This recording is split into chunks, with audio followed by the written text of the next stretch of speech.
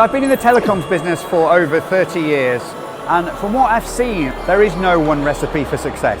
Absolutely not, because we people are so different, and what works in one country will not at all in another, and what works in one region within a country won't at all. So, key factor obviously is, in telecoms I've seen so many companies really rush to grow super fast, when actually it's gradual, sustainable growth that's important. We have revenues of $300 million. Okay, great, but how much profit are you making?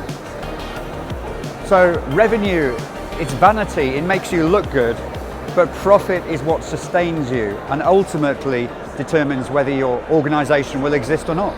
So being pragmatic and real. So in the UK there's a fictional TV character called Ali G, and his tagline is "Keep it real." I know it's cheesy, I'm sorry, but I totally believe in keeping it real. But you have to have that dream of an idea and that spark, and by all means have creative people in your business with amazing ideas, and you can't always play it safe.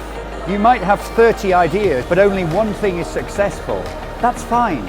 So absolutely dream and have the success, but you've got to keep it real and make sure at the end of the day you have some money somewhere to sustain the business, because otherwise your dream won't be going anywhere.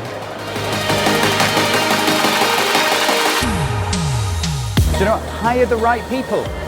So many times people start a business and I know that I am the most reliable person.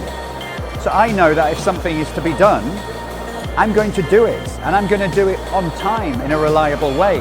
But when you're growing a business, you cannot keep control of every single aspect. You've got to rely on people. It's all about hiring the right team members who you can work with, who identify with what you're wanting to achieve, and at the end of the day, you get on with. I always knew from when I was younger, I wanted to do something in business. So I had that dream, but I wasn't so specific that I wanted to be in this industry or that industry. I just know I wanted to get out there and create something and grow something. That I knew. The rest actually came by accident, but it's 30 years later, I'm enjoying stuff, I'm enjoying the world of telecoms, and who can complain about that? You spent 30 years in an industry you actually really have enjoyed.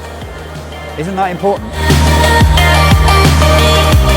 I'm nearly 51 and I've been in the industry over 30 years, and I'm really happy in the industry. So I suppose my dream is real, just to stay where I am in the industry I know and I love, and I'm happy with it. But I am open to other things.